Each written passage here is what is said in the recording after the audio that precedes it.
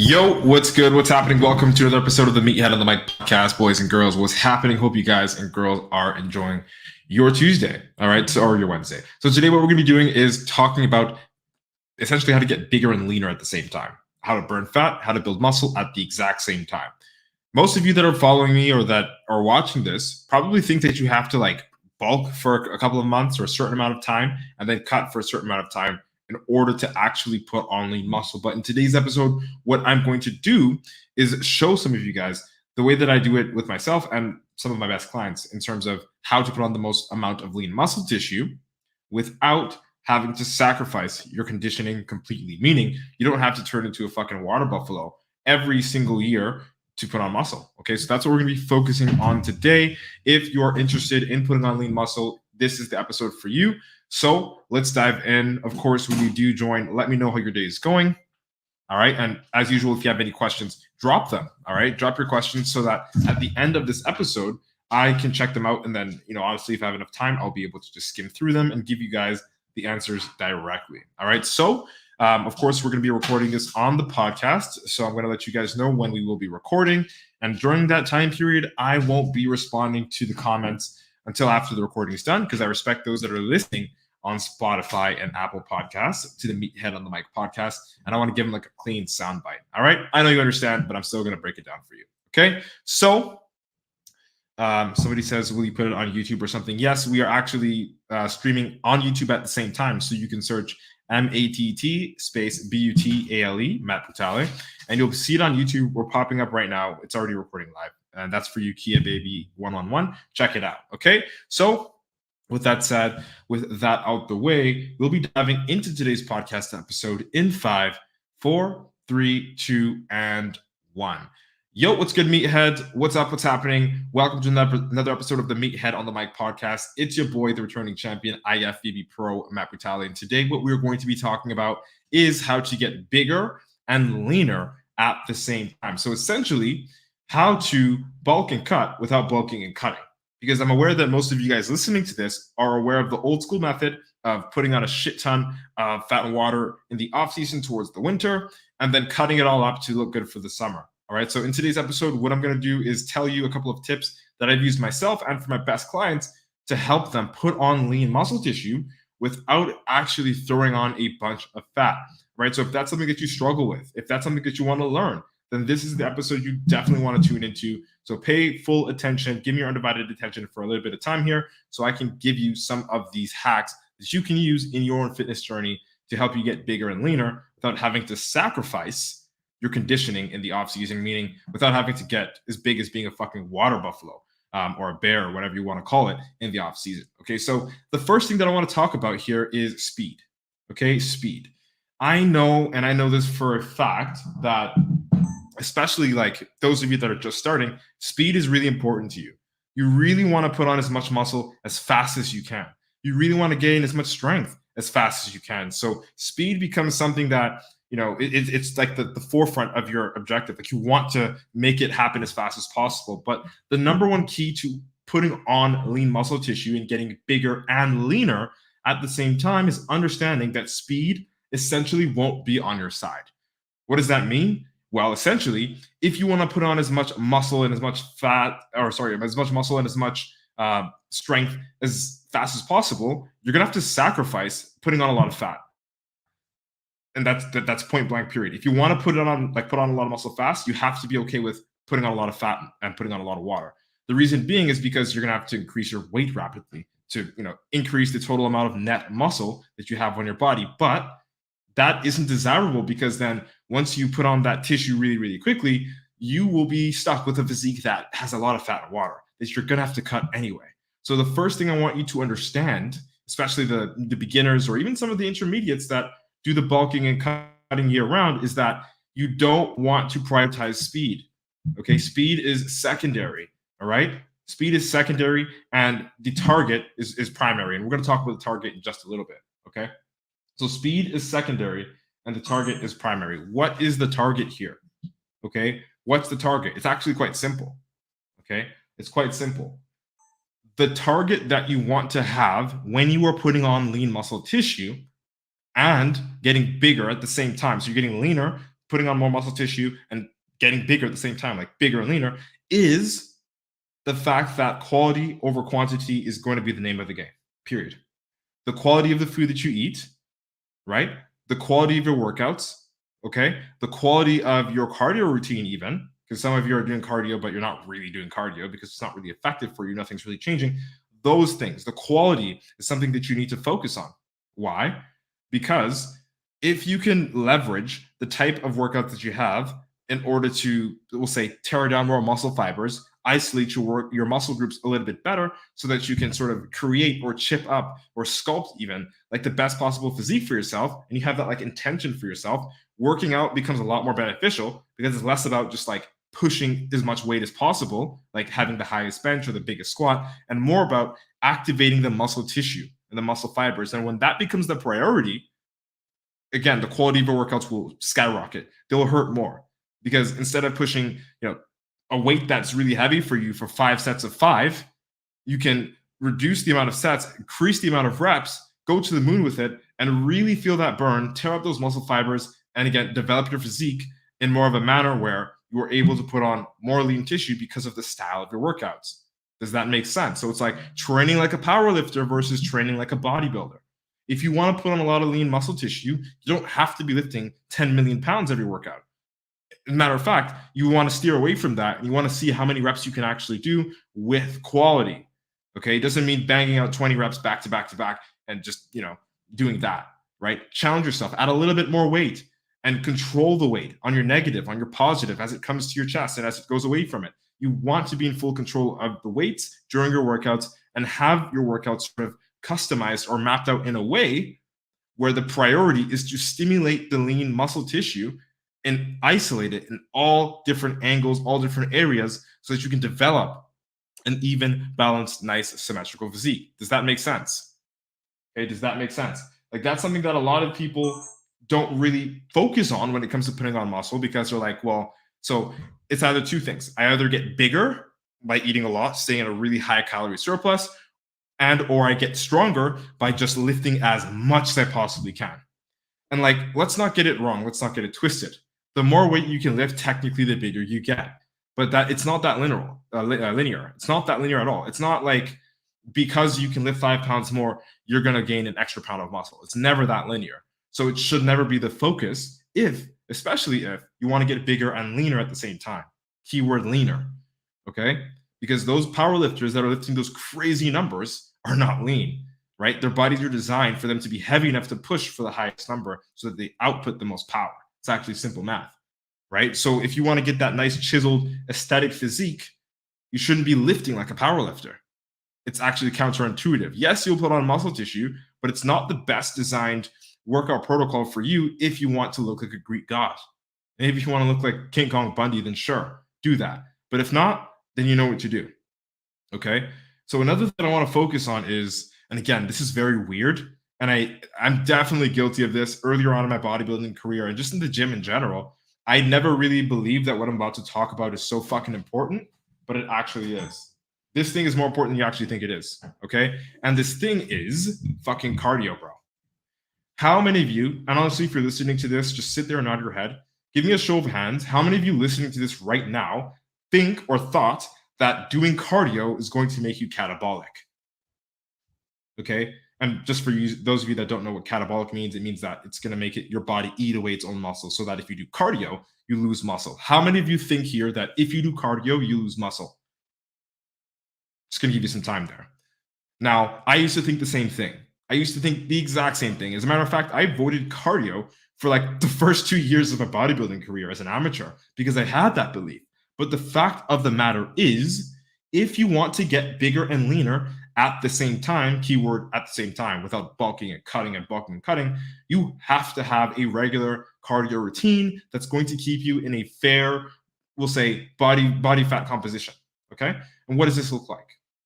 This looks like going to the gym and applying the quality of the reps, the quality of the workout, like I explained earlier on, with the reps and overall just the quality of, the amount of reps as well, the volume overall, but also the cardio that you do as well, okay? Having a routine where like you're doing 15 minutes of cardio, 20 minutes of cardio, or 30 minutes of cardio every single day so that you can keep your caloric expenditure really high so that you're, again, burning a lot more calories than you would if you weren't doing all that cardio. And see, what that's going to do is it's going to allow you to eat more food, burn more fat, because your, again, caloric expenditure is higher, given that you're adding cardio on top of your workouts. Okay. And honestly, it's to sprinkle on top. If you do the sauna to remove water weight, it's a cheat code, you can do that as well. But if you stack those two, you're literally, in theory, and actually the way it's working out, getting bigger and leaner at the same time, because your caloric expenditure is higher, you're burning more calories, which means you can eat more calories, which you should be eating more protein since you can eat more calories. And the more protein will aid in the muscle building process via protein synthesis. And hence you're actually getting bigger and leaner at the same time. So you need to dismantle this belief that doing cardio is going to make you smaller. Doing cardio is going to eat up your muscle. Doing cardio is bad if you want to get bigger and leaner, right? You have to dismantle that belief, because there's nothing further than that. There's nothing further from the truth than that. And I'll tell you personally, my shows that I've competed where I didn't do cardio in my off season and I just relied on nutrition versus doing cardio and having nutrition as well as that the training edge, literally the difference between amateur and pro. I turned pro once I started to do cardio regularly, even though I was already lean. But to get leaner and to put even more muscle tissue on and actually be able to eat more, I had to incorporate cardio. It's that important, guys. Okay, it's that important. You cannot neglect that. You cannot neglect that, because if you do neglect that, it's only going to work against you. Okay, dismantle the belief that doing cardio is going to make you skinny. Because if you are training really hard and doing those steps that I talked about earlier on in this episode, if you are eating in a caloric maintenance or even a slight calorie surplus, and you're getting at least 1 to 2 grams per pound of protein per pound of body weight, and those three things are all mixing up, you add cardio on top of that, not only are you burning fat with the cardio and the high caloric expenditure, meaning you're burning a lot of calories, but you're replenishing your body and giving it everything it needs in order to pack on as much lean muscle tissue as possible. Does that make sense? Does that make sense? You need to realize that. Dismantle the belief that cardio is bad for you, especially if you want to get bigger and leaner without having to eat like a freaking pig for 6 months and then cut for 8 months. It's not fun. And honestly, I'll keep it honest with you. It's really not good for your hormones to eat a fuck ton of food, get super watery and fat, and then have to cut that off, right? The process of bulking aggressively is bad for your endocrine system. It fucks with your ghrelin. Essentially, it fucks with telling you when you're supposed to be hungry. And then when you start to cut, it just feels like the worst, because your body is so used to eating 4,000 plus calories a day. And don't get it twisted. Even if you're not morbidly obese or super fat looking, and you still somewhat have it together, eating that much, it's still something I wouldn't recommend people to do, because of overall the detrimental effect on your endocrine system. It's not good. It's better to hang in the balance somewhere, eat a little bit more or eat a little bit less, than to go to any polar opposite extreme. Does that make sense? You have to understand that. Again, tying back to what we started this episode with, speed. Speed is not going to be on your side if you want to have a quality physique. It's going to take time. The time that you would, how much time? It'll take probably the amount of time that you would waste putting on all that size and then cutting it, add that together, get the average. That's the amount of time that it should take you in theory to put on muscle tissue while maintaining a body fat or even decreasing it. Okay. And no, I'm not saying that doing this is going to make you burn 15 pounds of fat and put on 15 pounds of muscle in the same year, because that's impossible, even if you do take steroids. But what I am saying is it's a better alternative, more sustainable, more healthy for your hormones, for you to slightly eat more than what you need to maintain your weight, increase your caloric expenditure so that you're burning a fuck ton of calories, and giving yourself at least 1 to 2 grams of protein per pound of body weight, so that you can actually take advantage of the fact that, or not even that, just adding cardio on top of that, so you can take advantage of that time frame, and you don't have to divide it between bulking and cutting. You can have it all happen at the same time, right? But I'm going to put this little disclaimer there. Building muscle isn't fast either. Like we talked about speed.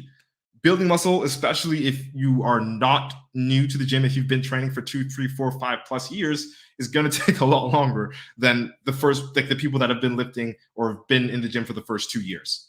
Okay, so that means even if you do apply what I am saying, it still will take longer for you if you consider yourself intermediate to a advanced lifter, because you've already had those quote unquote newbie gains. You know what I'm talking about? Newbie gains, anybody? So if you haven't experienced your first wave of newbie gains, if you are super skinny or you're super fat and you want to get your body, into that pattern, into that sort of rhythm where you are burning a lot of calories, burning quite a bit of fat, dropping water weight every day, isolating the muscles, developing and almost damn near sculpting the physique, you got to understand that. Like, you have to understand and apply everything that I just said. And it will happen for you if you're newer, a lot faster and a lot faster rate. But if you are less new, if you've been in the gym 2, 3, 4, 5+ years, then it's going to take you a lot longer. And the reason why I'm telling you this is because it's really fucking discouraging, especially when you want to put on as much muscle tissue as possible, to see that the scale is not really even moving much. Maybe you're putting on an extra pound every month, or extra pound every like 2 weeks or whatever it is, like a very, very, very fucking slow increase in weight. But the funny thing is, when you look at the mirror, your body composition changes. So even though your weight isn't really reflecting the changes that are going on in your physique and the way that you look, the mirror will. Your weight won't, but the mirror will. And that should be more of your guide, especially if you are a more advanced lifter. You should be able to look and say, well, here's my physique in the mirror. I've got some muscle, I've got some fat, got some water. I want to put on a lot of lean muscle tissue. Where do I need to put it on first is the priority, right? So when you're creating a workout program, you're going to look at your weak points. Where do I want to put the most effort or exert the most effort to develop my physique enough so that this is no longer a weak point? Then once you have that in your mind, you program that into your workout protocol, and then you fucking execute it. And then you look in the mirror and say, is this training style improving this lacking area?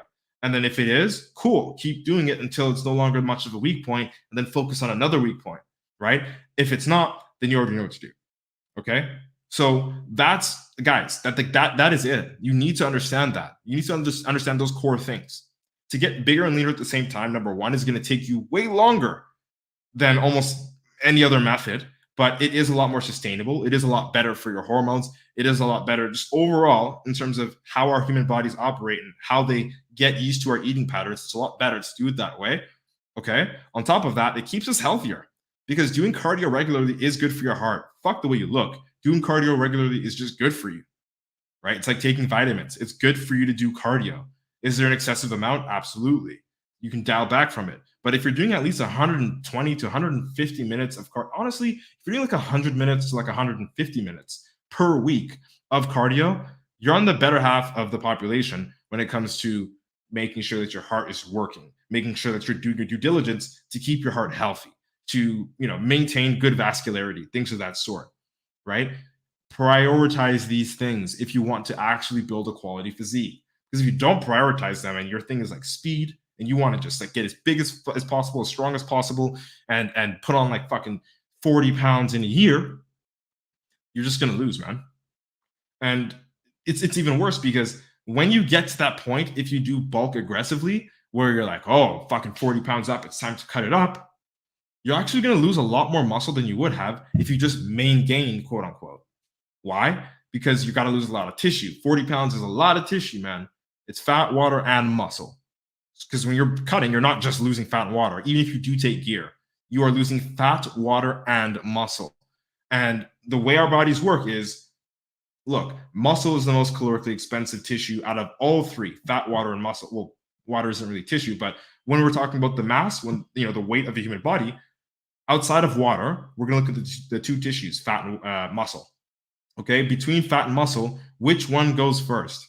I know a lot of you are going to say fat, but it's actually not that way, because fat is less calorically expensive to keep on your body, which means if you have fat on your body, it's easy for your body to keep it on, right? Because it doesn't burn many calories to have fat on you, but it burns more calories to have muscle on you, which is why people that are more jacked, more muscular, can eat a lot more calories and not gain weight. Shout out to all you skinny guys, or you guys that have more muscle than fat and water that struggle to grow because you can't eat enough. Honestly, hint, hint, you're not eating at all, right? But that's the thing, guys. Muscle is more calorically expensive than fat, which means when you are cutting and losing that large amount of weight, that 40 pounds, the first thing to go is that precious fucking muscle that you worked so goddamn hard to put on. And then everything becomes counterintuitive because when you cut all the way down, maybe you retain 40 to 60% of what you worked so hard for. But the majority of what you worked for, all that muscle, is going to be lost in the process of you cutting, which is why it's better for you and better for muscle retention in general for you just to honestly walk at the snail's pace or the tortoise's pace and put on muscle as slowly as possible, but also in the most efficient way. Does that make sense? If it makes sense and you're listening to this on the Meathead on the Mic podcast, shoot me a message and say, yo, bro, this fucking podcast hit. I like what you said, and I'm going to apply it. If it didn't make sense, tell me as well. I want to hear it all. All right? That's it. That's all. If you like this episode, share it out with a friend. I hope you enjoyed this. I hope this hit the nail on the head and gave you the answers that you wanted to hear when it comes to putting on as much lean muscle tissue as possible without putting on much fat and water. Okay? That's it. That's all. Hope you guys and girls have an amazing day. It's been nice chatting. Hope you like what today's topic was about. IFBB PRO Matt Brutale signing out. Boom. All right, folks. Cool. Episode's recorded. I got some questions here that I'm going to tune into before we roll out. What's up? I'm going to check out TikTok real quick before we got Instagram. So drop them there. I'll check you out on Instagram. Let's see here. Lucas says, hello. Hey, what's good? Mike says, okay, honestly, I'm not reading the silly comments today. I ain't got time for that. Fuck that. Ray of Sunshine. I appreciate the follow. Evan says, can you give my brother a shout out? His name is Ray. I'm not even going to read that. You thought you really could. I'm not reading that, you stupid guy. Jeff, what's good? He says, I've always had one ab, which is fine. Think you can be the beer? I mean, hey, everybody has a six-pack or some form of it, four-pack, whatever you want to call it. It's just how we are. It's like having a bicep, a tricep, a quadricep, a calf, a neck. It's we all have these muscles, but you're going to have to reduce body fat and water to be able to see it. Definitely, he says, can it be the beer? Absolutely, man. It's definitely, if you are drinking beer religiously and you don't have abs, like, dude, it's like eating McDonald's every single day and complaining about not having abs. That's pretty much what it is. It's in the same sort of realm there, right? So eliminate the beer because the hops are going to not only cause water retention, but build a lot of fat around your gut. You know, the beer gut? There's no reason. It's not for no reason we call it a beer belly. Okay, so I like that. I like you putting yourself there on the grill for us. He's definitely a martyr for that. But I hope that answer helped you, bro. The Pope sent the money gun. I appreciate you, bro. Thanks for the gift. Tyrone says, has working out made your life better? Absolutely. Without working out, I would not have a life. Period. Good Vibes only says, bro, abs check. Bro, I'm not doing that. Just check my page. You can see my abs there. The Collectivist says Snoop Dogg, armpit grease. It's the D-O-double-G. Man, you're a fool. But honestly, I hope you have a great day. Good Vibes only says you're neglecting us. No, I was recording the podcast episode and giving them a nice soundbite because I respect them and their time. And I do as well, you guys, which is why I give you, the live watchers, the opportunity to ask questions as I record. So shout out to you. Now for Instagram, let's read what's popping. Yo, Daniel, what's good, man? It's been a bit. Hope you're okay. Joe, what's up? Long time. Isolation and concentration. Absolutely, man. You got to prioritize that if you want to put on lean muscle tissue in the right areas and develop a quality physique for sure. Connor, what's up? Leroy, what the fuck is good? Yeah, Joe says protein. Hell yeah, bro. You know what time it is. Leslie, what's up? Haley, what's good? Nav, what is up? Rocket JPG, what's up, bro? And then this person says, depends on what level the person's at. Absolutely, which is why we talked about beginners, intermediate, and advanced lifters. Definitely, you are listening, and I love that. Priyan, what's good? Leroy says, I used to think that cardio was bad for you in my newbie days. Dude, everybody did. It was so, that was the thing, bro. I was like, I used to like flex that I didn't have to do cardio to get ripped for shows. But fact of the matter is, I thought I was ripped until I actually did cardio for shows. That honestly, they're two different animals. You with and you without cardio are two different animals. Fareed, what's good? Adrian, thank you for joining. Z's God of Olympus, what's happening, dude? Food and Bood, what's up, bro? Priyan says VO2 max is huge in terms of your overall mortality and health. Absolutely, which is why I agree that, or why I encourage everybody to do as much cardio as they can. If not, make the effort to stay as lean as possible. Again, which is going to require you to do cardio for most people that aren't genetically like gifted. But regardless, even if you are genetically gifted, at some point in time, you want to maintain keeping cardio in your routine so that you can have that really good health and overall have your body perform more optimally. Leroy says, after 5+ years of lifting, I love the slow, long game, every bit of it. Absolutely. Because let's be honest, at this point, there's no choice. You're just going to be putting on muscle very slowly. But is that a reason to deter you? If putting on muscle slowly, oh, I'm honestly going to record this part here. I'm going to record this part here. I'm going to make a little reel out of this, honestly. Okay. If putting on muscle slowly is enough to deter you from actually committing to the journey, then you shouldn't commit at all, right? Because this is an all-in game. Like, you're doing this for life. You're not going to do this till you get a six-pack and then start eating McDonald's again, are you? Like, then what the fuck was the point? So you want to be able to understand that, or you should understand that if you want to have these results, you're going to have to continue to do these things after you get the results. Otherwise, everything is counterintuitive. It's like a waste of fucking time. All right. So I love that you said that, bro, because it's true. A lot of people that have trained for a couple of years, they hit somewhat of a plateau. They're like, fuck this shit. I ain't doing all that. They fall off. Why? Because they don't stick to it for the rest of their life. Like, that's what you have to do. You've got to understand that and apply it if you want to get the results and keep them. Keyword, keep them. And even if you want to improve, like, you don't have to. If you're a bodybuilder, cool. But to keep the results, you have to be able to understand and apply that this is something you do for life. This is a lifestyle, not a fucking fitness challenge. All right. Daniel has a question here, and I'm going to answer it before I fly off. He says, tips on shredding and dealing with the tiredness of eating less calories, but training at an intense level. So this I actually did cover in somewhat of an Easter egg in this past episode. Okay, and I'm going to see if I can summarize it here for you. So he asks, tips on shredding and dealing with the tiredness of eating less calories, but training at an intense level. So what you want to do if you are struggling in terms of like being tired because you're not eating enough, because you want to get shredded, is eat more. As fucking backwards as that sounds, it's going to be the one thing that's going to help you cure your tiredness, because clearly you're eating too little. And now you're thinking, what the fuck? Eat more? But dude, I'm not going to get shredded. It's not that way. If you can eat more, the number one focus that you should have outside of that, or if you do eat more, the number one focus that you should have is burning more calories. And now, how are we going to burn more calories if you're already in the gym training like a dog? Because you say you're training at an intense level. Well, then the only thing you got to do to increase your caloric expenditure is what we were just talking about, which is adding cardio.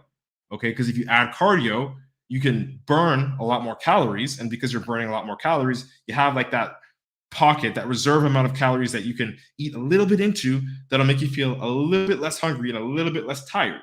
Okay, but that little bit of extra calories that you could technically eat should be spent eating protein, not carbs and fats. Does that make sense? So add more of a workload, do cardio on top of your intense training. Okay, when I say cardio, I mean 15, 20, 30 minutes post-workout, right? Or you can do it fasted in the morning, 3 or 4 or 5, 6 hours, 8 hours away from your workout. Do that cardio. Okay, eat a little bit more, but add protein. Don't add carbs and fats to eat more with. Eat more protein, train the same way as if you're doing it intense, but add the cardio on top so you can burn more calories. Okay. And also, if you really want to, keep on top of your metabolism, in theory, when your body is warmer, it metabolizes more efficiently. So adding sauna even at the end of your cardio will help. Okay. So Daniel, that's my answer to you. He says, I'm going to repeat his question again. He says, tips on shredding and dealing with tiredness of eating less calories, but training at an intense level. Continue training at an intense level, eat more calories, but also burn more calories with cardio. And also, if you want to, keep your metabolism super high, bleed out some water weight every day, do the sauna at the end of that cardio. Make sense? I hope that answered your question, bro. J Mart, what's good, homie? Hey, Rome, what's good, dog? Dap Me Up says nothing, but thanks for joining. J Mart, head tops, what's good? Leroy says, people think they hit plateaus, but I bet 90% didn't. No such thing as plateaus for me. We striving the asymptotes. Dude, I don't even know what the fuck that word is. I ain't gonna fucking cap. What are the asymptotes? We striding the asymptotes, never hit the limit. I don't even fucking know what that means, but I do understand what you mean overall. Oh yeah, the limits, never hit the limits. Definitely, bro. Definitely. That's true. People that think they hit plateaus are giving, I'm going to record this too. Fuck, you're on one today, bro.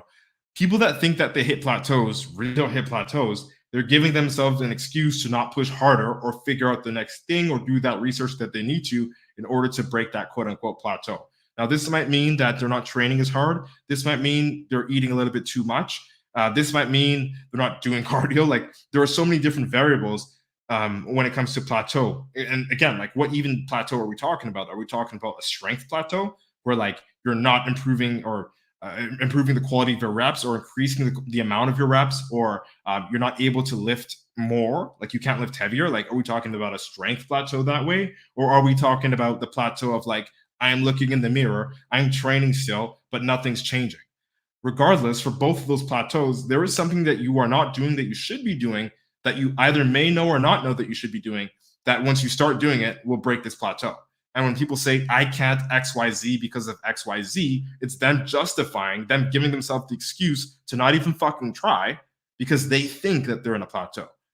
Okay. And if that's you, sit, look in the mirror, ask yourself, what am I not doing that I know I should be doing that will help me excel my physique? And then fucking do it. And now I'll be fair. Not everybody knows that. Not everybody has the knowledge or even the time to give a fuck about that, but they want to break the plateau. And to you, I'll say, hire a coach. But I appreciate that. I really do appreciate that, Leroy. I really do appreciate that addition there. I love that. He says, I still don't think I hit a limit as a natty. Bro, you and I both, which is why I'm still natty. I'm not fucking taking gear like that. I'm still improving, all that good shit. Lizzie says, I ain't reading all that, but I appreciate you, Lizzie. Show out. Appreciate you. J Mart says, basketball is the cardio for me. Definitely, bro. See, sweet, bro. It doesn't even have to be cardio in the sense of like treadmill or like bike or, you know, you can do any form of cardio. Okay. As long as you're sweating and your heart's beating, you're good, bro. If you're into MMA, do that shit. Okay. Just get a nice sweat and get that heart beating, bro. Sean, what's up, Holmes? What's up? Leroy says, and hence they go on gear and they rely on it. Yeah. I mean, not everybody does it for that reason, but it's a really good way to justify taking gear, right? If you think you hit a plateau and you think that, you know, I'm going to record this too. If you think that going on gear will help you shatter your plateau, the answer is it might, but only for a certain time period, because you're fucking bound to hit another plateau, even with gear. And now the same problem comes back in a circle because you didn't do the work to figure out how to beat the first plateau. So when the next inevitable plateau, because they're all fucking inevitable, when the next plateau happens, you're going to be fucked because now you're taking gear for no reason. You don't know, like, yes, you broke the last plateau when you were natural, but now you're stuck with a new one because you're on gear and you don't know what to do because you've never ever fixed the plateau. You just took something to rely on to think that you beat it. But that's not the way it works. You've got to do the deep work. You've got to do the homework, and you got to have like a plan to figure out how to shatter plateaus because you will always fucking reach them. It's not like you break one plateau once and forever, the rest of your fitness journey, you'll never have a plateau again. If it was that way, awesome, man. A lot of us would be lucky, but it's fucking not. So taking gear alone isn't just going to shatter your plateau forever and ever and ever. It might shatter this current plateau, but the next one is knocking on the door. All right, you want to pay attention to that. Don't rely on anything, even if it's not gear, if it's like a fucking supplement, if it's like whatever it is to help you break this plateau, and it's not the actual work that you need to do in terms of managing calories, managing the workouts, this, that, the other thing, it's gonna smoke you, man. And Leroy says, sorry for making you record again, bro. Don't even fucking apologize. Bro, you don't know how many people you're helping by asking these questions. Dead ass. I fucking appreciate you for real, Leroy. J-Mart says, I got on gear because I got to get my hips replaced, and it's, I had to, build my leg muscle, all that and this. And dude, I'm not going to knock people that are taking gear. My best fucking like friends take gear and all that. I don't really give a fuck. I'll be honest with you. I don't care. But, there's always the wrong reason to do something. And then there's also too much of anything is bad for you, right? So you keep that into your mind. Like, factor it all in, right? If you have to take it for medicinal reasons, bro, power to you. If you have to take it because your testosterone is naturally low, bro, power to you. Okay. If you start taking this shit because you don't want to do the fucking hard work, then bro, chances are you're not going to even do the real work you need to do to be even a responsible consumer of gear. Unlikely you're going to fuck up your internals because you think you just put a needle and you pop some orals and you'll be, good as fuck. But now your dick doesn't work. You got fucked up acne, your mood's all over the place, and you fucked yourself. Why? How? Simple. It's because you got on gear for the wrong reason. But I like that you share that with us, J-Mart. If you have to do it for medicinal reasons, that's I think why it should be on this planet. It's unfortunate that bodybuilders use it just for fucking recreational. Like people smoke weed, they fucking take gear, right? It shouldn't be that willy-nilly, but it is. But it's good to know that you're doing it responsibly, bro. I hope you have a doctor that's helping you out with it. Thanks for being vulnerable with us, J-Mart. Appreciate you, homie. Roy, what's good? What's up? All right, let's see here. Fucking hell. Armin, I know, right? I'm not gonna reply to that. I'm not replying to that. He's like, do you recommend daily doses of trend? And his picture's like, man, TikTok is a weird place. Jaden says, would walking be a good alternative to running, and should time be doubled? That's a really good question, Jaden. I like that. So, for those of you that are looking to do cardio in a more manageable way, that don't have 10,000 years to spend in the gym, or you don't have cardio equipment at home, definitely you want to outsource that to like walking outside, or walking your dog more often, things of that sort. You could definitely outsource it to that. And if you've got bad knees or bad feet, or you just don't want to fucking run, you don't have to. And doubling your time essentially will, if you want to be accurate, will give you somewhat of the similar results. So like say 5 minutes of running versus 10 minutes of walking, or say 15 minutes of walking, maybe triple it, right? But one thing that I think is a little bit more easy, like in terms of like a target, if you are one of those people that want to do cardio but you don't have all the time in the world, or at home cardio equipment like a treadmill or a bike, is to simply, if you have an Apple Watch, or if you just got a phone with you, track your steps. You can get apps that will count your steps for you. Okay. And when you have those apps that will count your steps for you, what you need to do is hit targets. First, you can start with 10,000, especially if you go to work and you work on your feet. That would be easy to get. And then when that becomes too easy, 12,000. When that becomes too easy, 15,000, right? So increase the total amount of steps you're taking a day. Doing that, I think, would be a little bit better than doubling the time to walk as opposed to run, right? Because then you are consistently improving and you can measure that improvement, right? And it's not so taxing where it's like you have to put time aside for it, because let's be real, you're always using your feet to go to the kitchen, to go up the stairs, to walk around the table, to walk the dog, to get the kids when you walk out the car after school, all that shit, right? So I like that you asked that, and my answer to that is just track your steps. 10,000 steps, 12,000 steps, 15,000 steps. And again, that applies to busy moms or busy dads that just don't have, I know it sounds like a horrible excuse, but that just don't have the time, or the luxury, being the equipment at home to do it, to actually hit their cardio goals. So I'd throw that in there just to help you out. James Bond says, none of us will live in 100 years. None of this won't matter in 100 years. We won't be alive, bro. Yeah, definitely. So you should just kill yourself, right? That's technically what you're saying. Bro, get that negativity out of here. We don't want that. Jaden says, would walking be a good alternative to running, and should the time be doubled? I think I answered that. Is that a double send? Yeah, you sent it twice. Yo, King Ferras, what's good? He says the goat himself. Yo, bro, I want to hop on my first cycle soon. What should I take? I'm not going to tell you to take your first cycle. I'm not going to tell you what to take. Matter of fact, I'm going to tell you to do the fucking hard work, being looking at the calories, looking at the training style, change that, looking at the cardio routine, change that to break whatever plateau you think that taking gear is going to break for you. Okay, because if you want to take gear to get stronger, there are ways to get stronger without taking gear that you probably haven't fucking done yet, that you should, bro. All right. If you want to take gear to look more shredded, there are things that you can do with your nutrition that can get you shredded without gear, and you should exercise that option first. Do all of these things that you think. Apply the real fixes to the plateaus that you think you have, instead of relying on a compound. All right, bro. Jude says, thoughts on power building. It's cool, man. I think Ronnie Coleman is the best power builder of all time, right? And then Michael Trent is the next. But it's funny that whole shit. But especially those new memes with Michael Trent. But I don't do power building. I guess for some certain workouts I lift in that style. But it's come on, man. I'm building a body here, not my power. So I couldn't care less. But it's cool to be strong and fucking aesthetic. But it also is breeding grounds for injury if you want to be lean. Get well, Jay Smart. Definitely. Yeah, so fuck me, bro. 37 double a hip replacement isn't fun. I'm sorry to hear that, dude. I am sorry to hear that. I hope you get well, bro. Matt, what's good, homie? Hopefully I'll see you around Lifetime. All right, people. That is it. That is all. Hope you guys and girls enjoyed this episode today and the little Q&A that we had at the end here. Peace, love, motherfucking protein. IFBB PRO Matt Butale signing out. Boom.